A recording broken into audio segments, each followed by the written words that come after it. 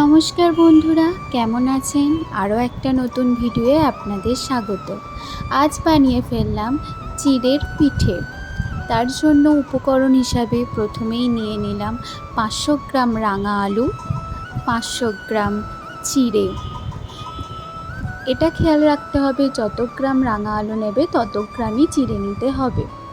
এরপর আমরা চিড়েটাকে ভালো করে জলে ভিজিয়ে ধুয়ে নিলাম। জলটা আমরা ফেলে দেব।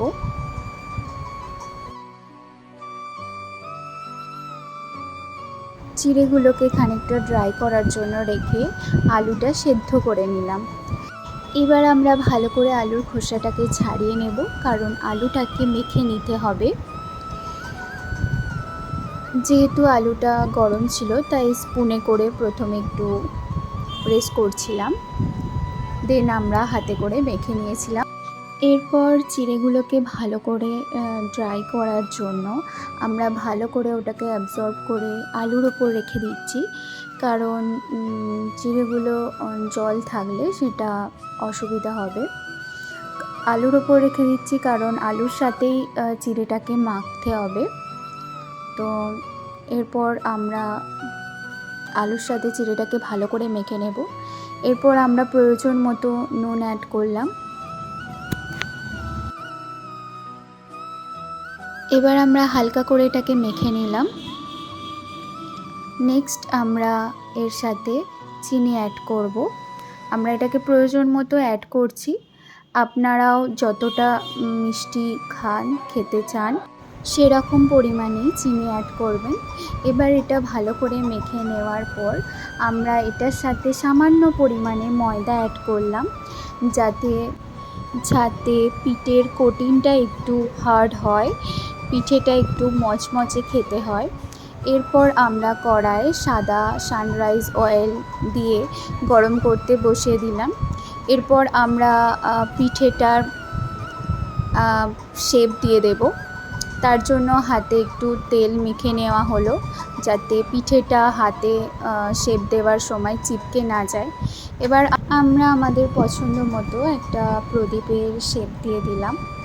এভাবেই আমরা এক এক করে অনেকগুলো বানিয়ে ফেললাম। আপনারাও আপনাদের পছন্দ মতো যে কোনো শেপ দিতে পারে।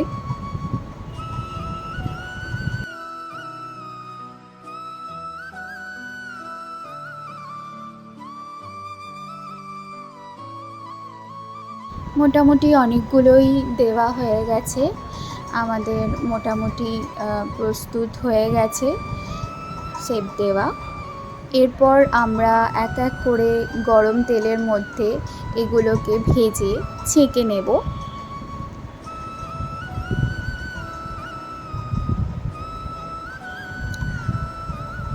গ্যাসটা কিন্তু হাই ভলিউমেই রাখতে হবে। যতক্ষণ না পর্যন্ত পিঠেগুলোর একটু রেডি শেপ আসছে ততক্ষণ পর্যন্ত এটাকে আমরা উল্টে পাল্টে ভেজে যাব।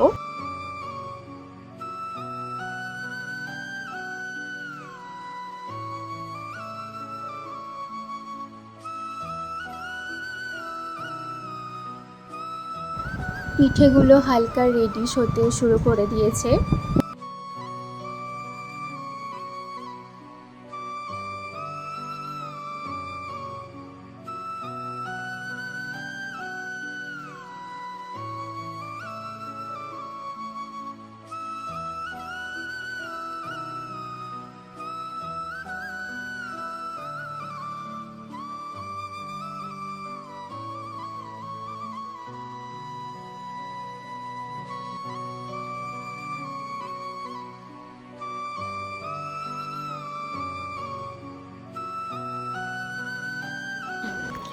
এবার আমরা রস তৈরির জন্য প্রস্তুতি নিলাম।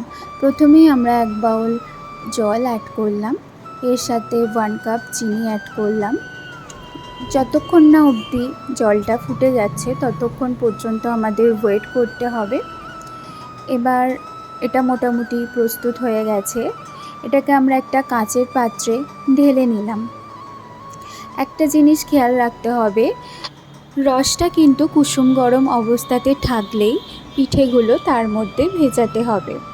আমরা যতগুলো পিঠে ভেজাতে চাই আমাদের প্রয়োজন মতো কয়েকটা পিঠে রসের মধ্যে ভিজিয়ে দিলাম, আর কিছু পিঠে শুকনো অবস্থাতেই রাখা হলো।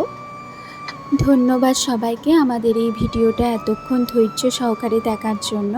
আপনারা সকলেই ভালো থাকবেন, সুস্থ থাকবেন এবং আমাদের এই চ্যানেলটাকে like, comment, share and subscribe করতে ভুলবেন না। Thank you.